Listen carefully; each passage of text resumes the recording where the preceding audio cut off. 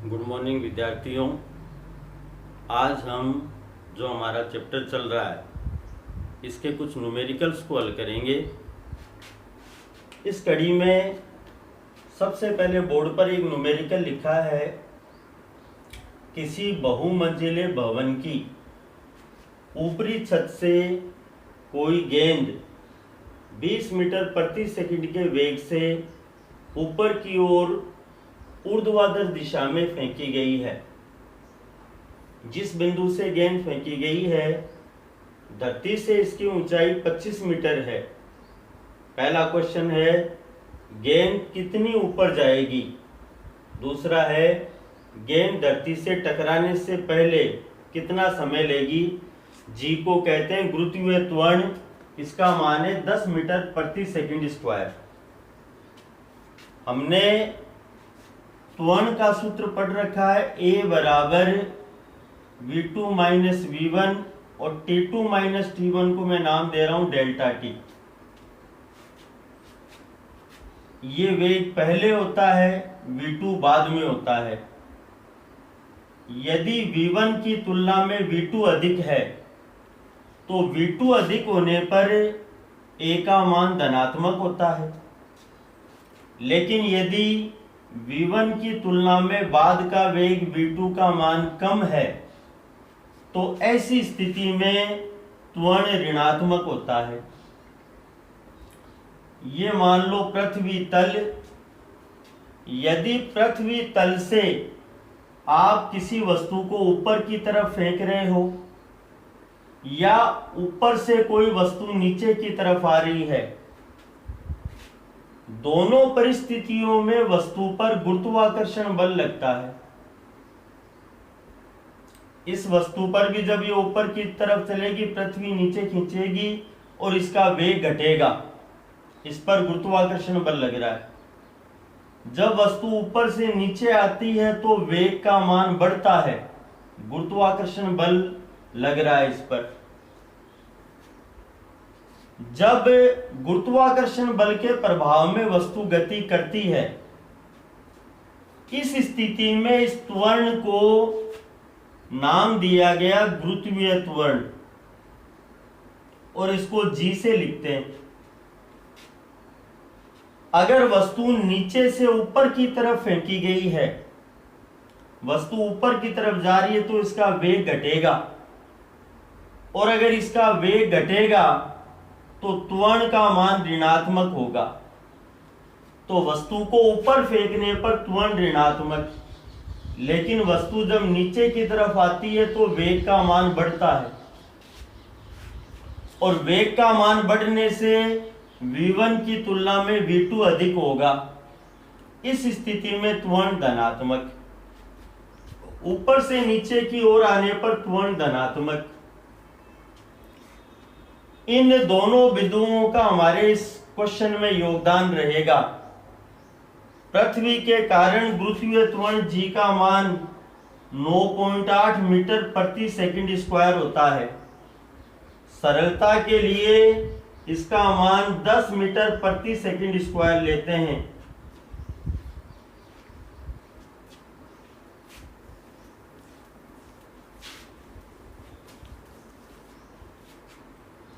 अब हम पहले देखते हैं क्वेश्चन का पहला भाग, गेंद कितनी ऊपर जाएगी, अर्थात हमें विस्थापन x की गणना करनी है। अब इस क्वेश्चन में वेग से वस्तु ऊपर की तरफ फेंकी गई है, ये हमें दिया हुआ है। तो यदि हम गति का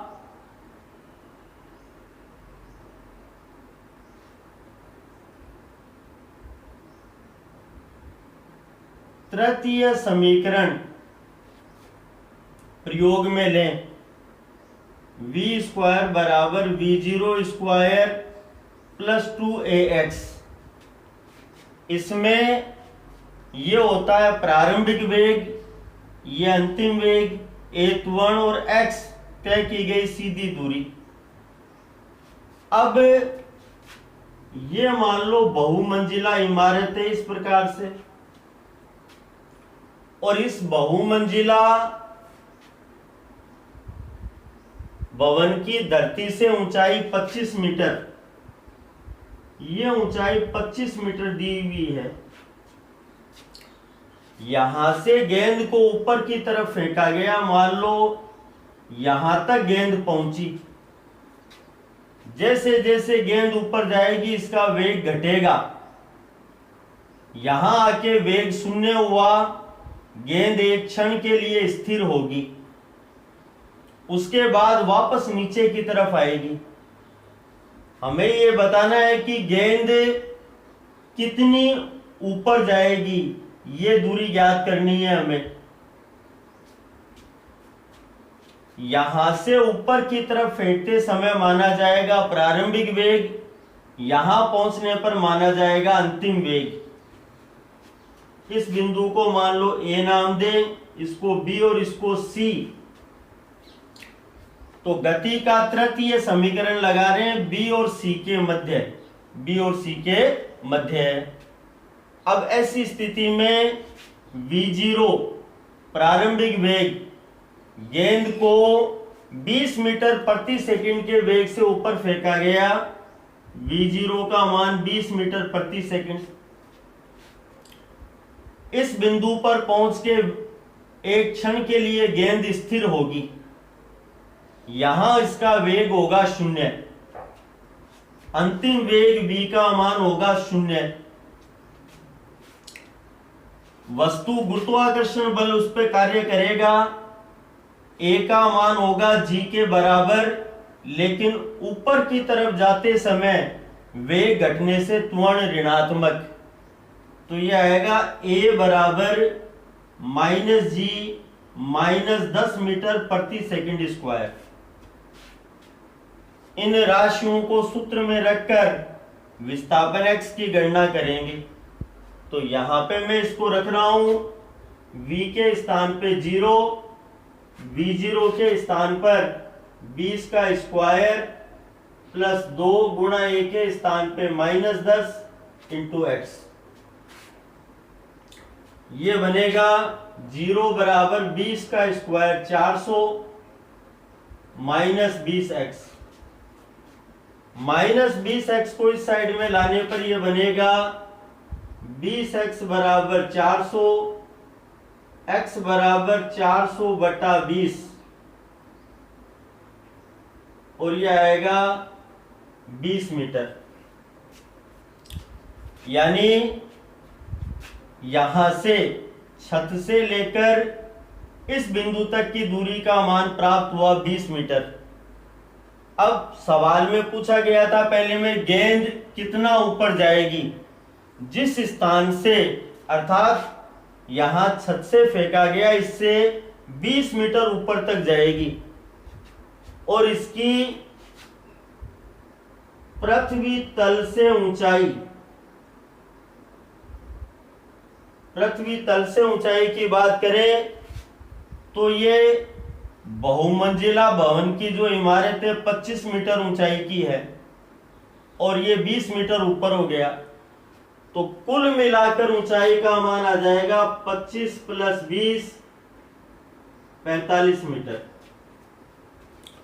तो ये इस प्रकार से हमें पहले क्वेश्चन का आंसर प्राप्त हुआ। अब दूसरा है गेंद धरती से टकराने से पहले कितना समय लेगी।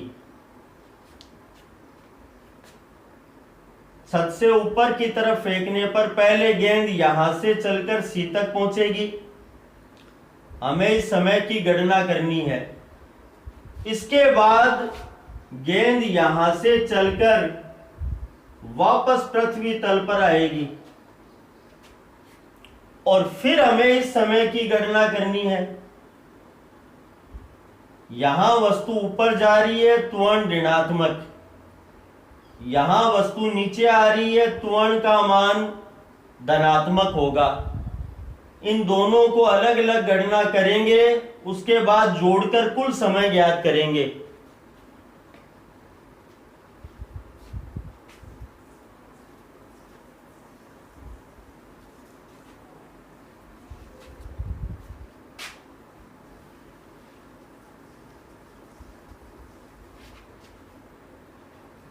तो सबसे पहले हम अब समय के अंदर ले रहे हैं B से C तक के लिए।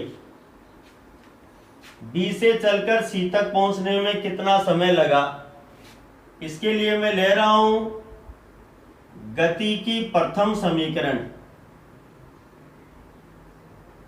V बराबर V0 प्लस AT। गति की प्रथम समीकरण है V बराबर V0 प्लस AT। यहां V0 V और A की हम बात करें, V0 यहां से ऊपर फेंकते समय प्रारंभिक वेग का मान, यह हमें दिया गया है 20 मीटर प्रति सेकंड। यहां पहुंच के गेंद एक क्षण के लिए स्थिर होगी। स्थिर होने पर इसके वेग का मान 0। ऊपर की तरफ फेंक रहे हैं इसलिए त्वरण का मान -10 मीटर प्रति सेकंड स्क्वायर। इन सब राशियों को इस सूत्र में रखकर समय की गणना करेंगे। ये बनेगा V के स्थान पे 0, V0 के स्थान पे 20, A के स्थान पे -10 इंटू T। -10 को इस साइड में लाने पर यह बनेगा 10T बराबर 20। दिस इंप्लाइज T बराबर 20/10 और यह आएगा हमारे पास 2 सेकंड। ये समय की गणना हमारे पास B से लेकर C तक। अब हमें समय की गणना करनी है C से लेकर A तक। C से लेकर A तक आने में हम गति की प्रथम समीकरण का प्रयोग नहीं कर सकते हैं। क्यों नहीं कर सकते हैं? V0 वेग कहलाएगा इस बिंदु पर जो 0 है, V यहां वेग होगा और हमें यह ज्ञात नहीं है। हमें एक यहां ऐसी समीकरण प्रयोग में लेंगे जिसके सभी मान ज्ञात हैं, और इसके लिए मैं लिखने जा रहा हूं गति की द्वितीय समीकरण को x बराबर V0t प्लस AT स्क्वायर बटा 2। x C से लेकर A तक की दूरी, ये C से A तक की सीधी दूरी का मान हमने प्राप्त किया था, ये 20, ये 25। तो हमारे पास x का मान है 45 मीटर। V0 की अगर हम बात करें, यहां वेग कहलाएगा V0, यहां कहलाता है V, क्योंकि यहां से गेंद चलकर नीचे आ रही है। यहां गेंद एक क्षण के लिए स्थिर होती है, उसके बाद नीचे आती है, इसलिए इस बिंदु पर वेग होता है 0। V0 का मान है 0। गेंद नीचे आ रही है, त्वरण धनात्मक 10 मीटर प्रति सेकंड स्क्वायर। इन सब राशियों का मान इस सूत्र में रखकर समय की गणना करते हैं।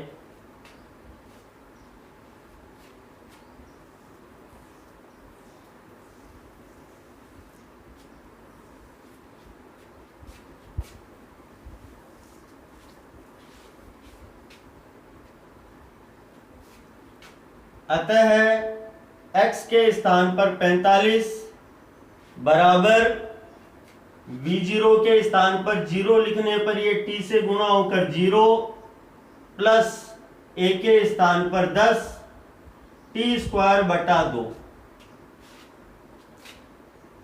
45 बराबर 10 में 2 का भाग देंगे 5 t स्क्वायर। ये बनेगा t स्क्वायर बराबर 45/5 9। टी स्क्वायर का मान 9, तो यहां से हमें t का मान प्राप्त होगा 3 सेकंड।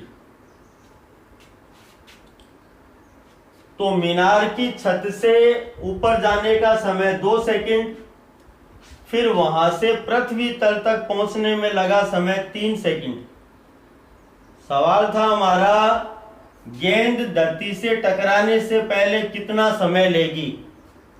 तो सवाल के उत्तर में आएगा कुल समय बराबर 2 + 3 बराबर 5 सेकंड।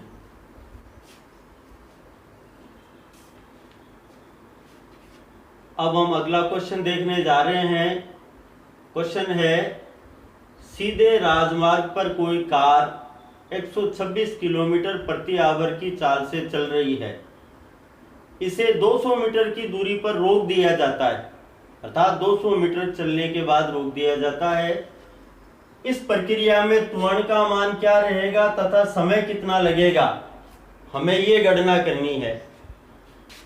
पहले हम बात करने जा रहे हैं इसमें त्वरण की। हमारे पास गति का तृतीय समीकरण है, v² बराबर v0² + 2ax। यहां v0 car 126 kilometre per hour की गति से चल रही थी, तो v0 का मान है 126 किलोमीटर पर आवर। हमें इसे मीटर प्रति सेकंड में कन्वर्ट करना होता है, क्योंकि यहां पर दूरी मीटर में दी हुई है। 1 किलोमीटर में 1000 मीटर, किलोमीटर को मीटर में कन्वर्ट किया 1000। इसके बाद आवर 1 घंटे के अंदर 60 मिनट और 1 मिनट में 60 सेकंड।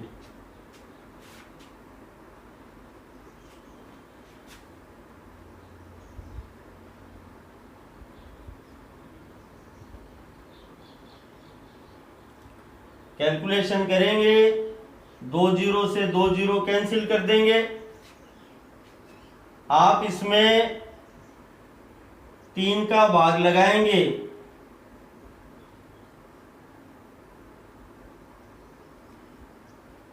फिर इसके बाद आप इसमें 6 का भाग लगा सकते हैं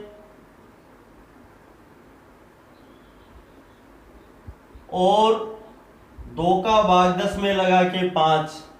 तो इस प्रकार से 35 मीटर प्रति सेकंड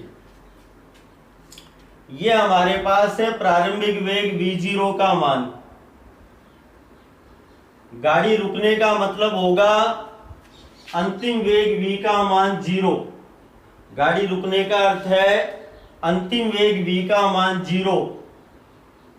और गाड़ी 200 मीटर तक चलकर रुकती है, x का मान है 200 मीटर। इन सब राशियों को सूत्र में रखकर पहले हम त्वरण A की गणना करेंगे। तो ये बनेगा 0 बराबर v0 का स्क्वायर 35 का स्क्वायर प्लस 2 A की वैल्यू कैलकुलेट करनी है, x का मान 200।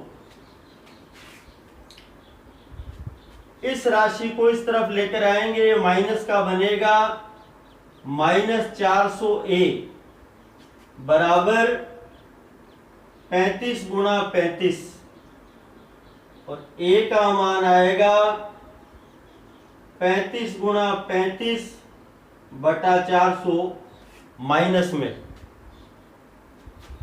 5 का भाग लगा के इसको कैंसिल करें, फिर 5 का भाग लगा के कैंसिल करें,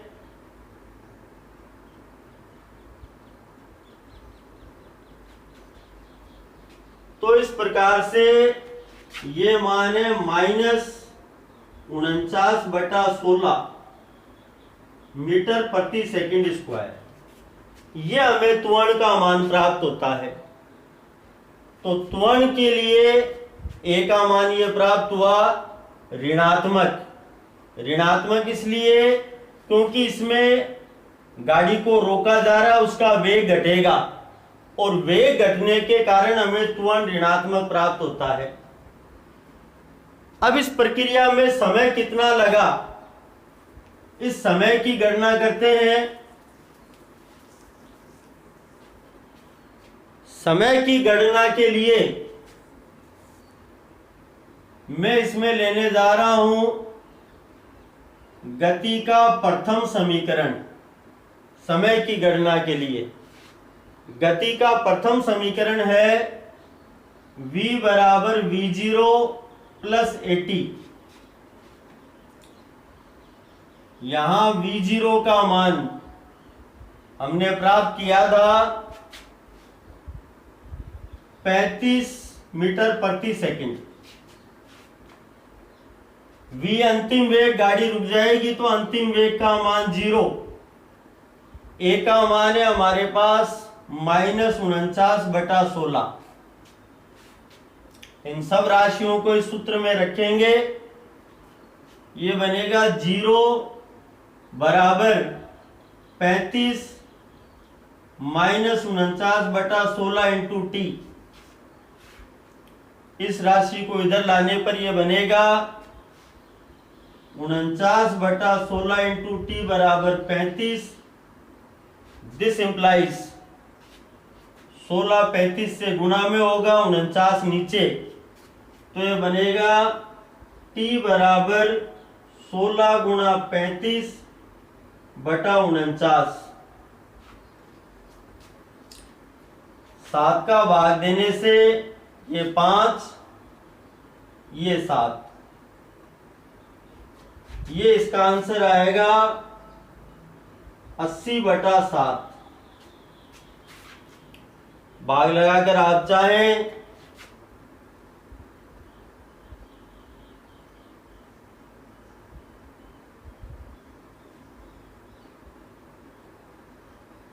ये इतने सेकंड हमें इसका उत्तर प्राप्त होगा।